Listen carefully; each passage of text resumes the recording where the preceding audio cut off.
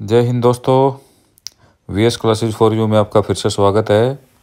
आज हम आपके लिए फिर से एक नए वीडियो लेकर आ गए हैं और इस वीडियो में हम फिर से आपको हरियाणा करंट अफेयर्स के बारे में कुछ बताएंगे। तो चलिए ज़्यादा टाइम वेस्ट ना करते हुए वीडियो स्टार्ट करते हैं।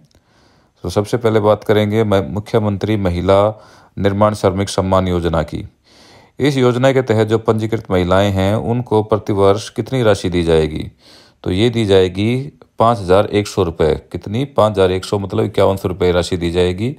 और हरियाणा के श्रम विभाग के जो अभी ये योजना है तो इसके अभी ऑनलाइन जो आवेदन है वो भी स्टार्ट हो गए हैं। और अगर इसका आपको किसी को इस पर करना है, इस पर आवेदन, तो इसकी जो साइट है ये है hrylabor.gov.in। और इस पर जो भी महिलाएं, मजदूर महिलाएं हैं जिनको साड़ी, सूट, रेनकोट, रबर, गद्दे, जो भी कुछ है इस तरह कोई काम करने हैं तो उनके लिए ये सरकारी सहायता दी जाएगी 5100 रुपये की हर साल। तो ये अभी घोषणा हरियाणा के मुख्यमंत्री जी ने की है। तो चलिए नेक्स्ट देखते हैं। नेक्स्ट है, एनसीसी लेने वाला भारत का तीसरा और हरियाणा का पहला मेडिकल कॉलेज कौन सा बना? तो ये बना है महाराजा अग्रसेन मेडिकल कॉलेज अग्रोहा। कौन सा है? Maharaja Agrasen medical college Agroha. हरियाणा अब जो स्वास्थ्य क्षेत्र में नए नए कीर्तिमान स्थापित कर रहा है उसी में महाराजा अग्रसेन मेडिकल कॉलेज ने अपनी एक और उपलब्धि हासिल की है। नेशनल कैडेट कोर की एनरोलमेंट प्रक्रिया अब महाराजा अग्रसेन कॉलेज में अगर जो छात्र हैं उनको एनसीसी की सुविधा देगा। ये हमारे हरियाणा प्रदेश का पहला और भारत का तीसरा मेडिकल कॉलेज बना है। और ये जो एनसीसी की जो सीटें हैं तो एमबीबीएस के छात्रों के लिए 18 सीट यहाँ पर अलॉट हुई हैं, जिसमें अभी जो इनके यहाँ से 40 छात्रों ने इसमें भाग भी लिया। और अभी उनमें से उन्होंने शारीरिक और लिखित परीक्षा के बाद ये जो 3 हरियाणा बटालियन एनसीसी का जो कमांडिंग ऑफिसर है कर्नल एसएस गिल, उन्होंने उन विद्यार्थियों का साक्षात्कार भी लिया है।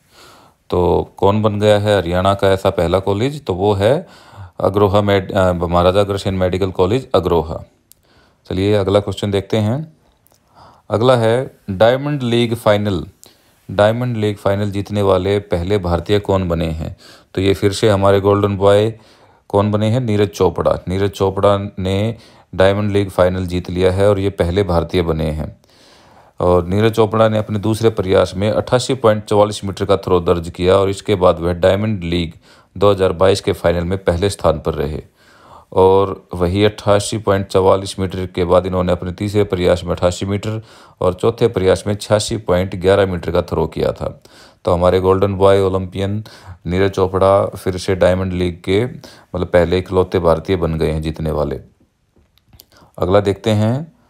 अगला है, हरियाणा पुलिस द्वारा हर महीने कौन सा दिन साइबर जागरूकता दिवस के रूप में मनाया जाता है? साइबर फ्रॉड जो कि आजकल बहुत ज़्यादा हो रहे हैं, जिसको हम फिशिंग के नाम से जानते हैं। कोई भी फ़ोन आता है हमारे पास, बैंक से बोल रहे हैं, ये बोल रहे हैं, फलाना बोल रहे हैं, मतलब कुछ भी करके जो साइबर ठगी होती है, तो उसके लिए हरियाणा पुलिस ने एक जागरूकता दिवस मनाने का निर्णय लिया है। तो वो है, कौन सा है? तो हर महीने का पहला बुधवार। कौन सा होता है? हर महीने का पहला बुधवार। तो ये जो राष्ट्रीय और अंतर्राष्ट्रीय स्तर पर बढ़ती जो साइबर ज़रूरतें हैं उनको ध्यान में रखते हुए ये जो इनिशिएटिव है ये स्टार्ट किया गया है हरियाणा पुलिस के द्वारा। और साथ ही जो अक्टूबर का जो महीना है उसको भी साइबर जागरूकता माह के रूप में भी मनाया जाएगा। चलिए अगला देखते हैं। अगला है, नीट यूजी 2022 परीक्षा में किसने टॉप किया है? तो नीट यूजी 2022 की जो परीक्षा में जो टॉप किया है वो भी हमारे हरियाणा से ही हैं। और हमारे हरियाणा की वो बेटी हैं जिनका नाम है तनिष्का यादव। क्या नाम उनका? तनिष्का यादव हरियाणा के महेंद्रगढ़ जिले के नारनौल के मिर्ज़ापुर बाछौद गांव की रहने वाली हैं। और जो इनकी जो 10वीं तक की पढ़ाई थी वो तो नारनौल के यदुवंशी निकेतन स्कूल में हुई थी। और बाद में इसके बाद इन्होंने 12वीं तक की पढ़ाई राजस्थान के कोटा शहर में की थी। और माता पिता उनके गांव में ही रहते हैं और दोनों सरकारी अध्यापक हैं। और इन्होंने जो इतिहास रचा है तो वो इन्होंने किया है 720 में से इन्होंने 715 अंक प्राप्त किए हैं। तो हमारी तरफ से भी वीएस क्लासेज फॉर यू की तरफ से भी तनिष्का जी को बहुत बहुत सारी बधाइयाँ और उनके उज्जवल भविष्य की कामना करते हैं। तो किसने किया है नीट यूजी 2022 परीक्षा में टॉप? तो वो है हरियाणा की तनिष्का यादव। चलिए अगला देखते हैं। अगला है हरियाणा के राज्यपाल ने कितने अध्यापकों को स्टेट अवार्ड से सम्मानित किया है। तो कितने अध्यापकों को स्टेट अवार्ड से सम्मानित किया है, ये किया है 93 अध्यापकों को। बीते माह जो 5 सितंबर को जो टीचर्स डे था, उस दिन हरियाणा के राज्यपाल बंडारू दत्तात्रेय ने हरियाणा के 93 अध्यापकों को स्टेट सम्मान से स्टेट सम्मान से सम्मानित किया है ये। और साथ ही उन्होंने जो स्कूली बच्चों की स्वास्थ्य की जांच के लिए आयुष्मान भारत कार्यक्रम है, उसके तहत स्कूल स्वास्थ्य योजना सेहत का भी शुभारंभ किया था। और इस मौके पर हमारे हरियाणा के शिक्षा मंत्री कंवरपाल और अम्बाला लोकसभा सांसद रतनलाल कटारिया भी वहां पर उपस्थित थे। चलिए अगला देखते हैं। अगला है राष्ट्रीय शिक्षक पुरस्कार 2022 से हरियाणा से किसको सम्मानित किया गया है।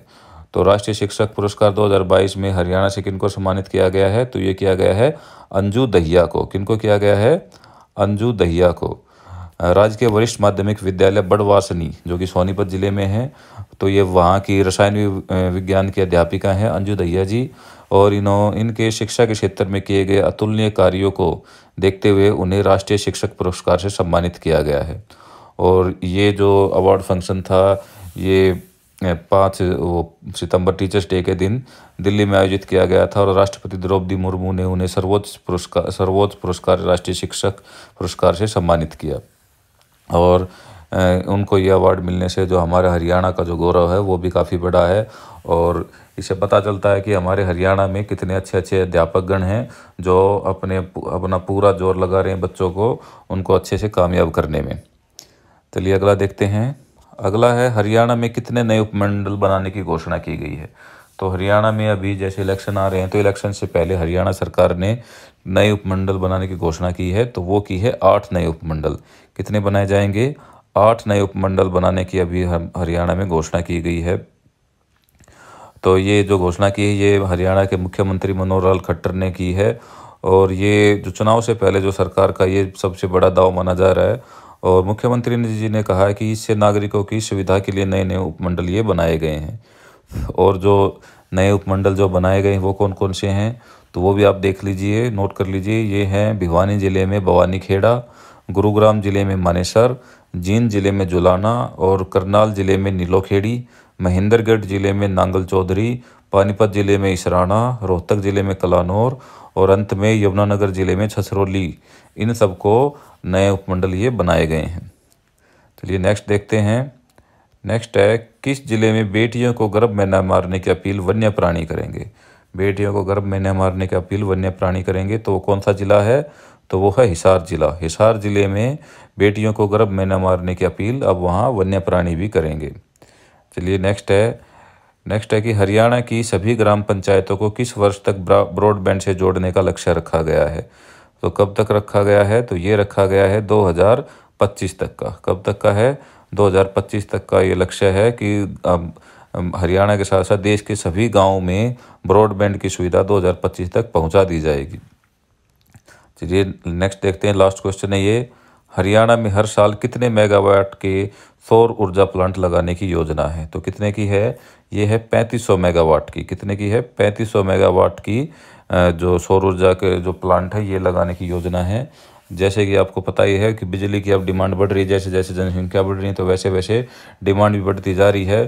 तो इसी बिजली की जो कमी है उसको दूर करने के लिए हरेड़ा ने वर्ष 2023 से 2030 तक की योजना तैयार की है।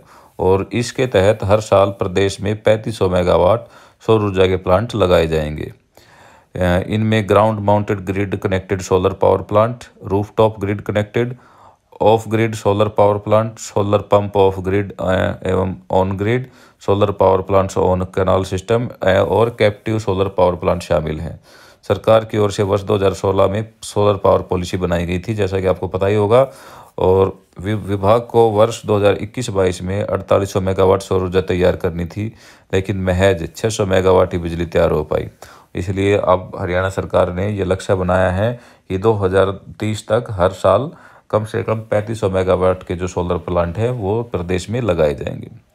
तो चलिए आज के लिए इतने क्वेश्चन थे।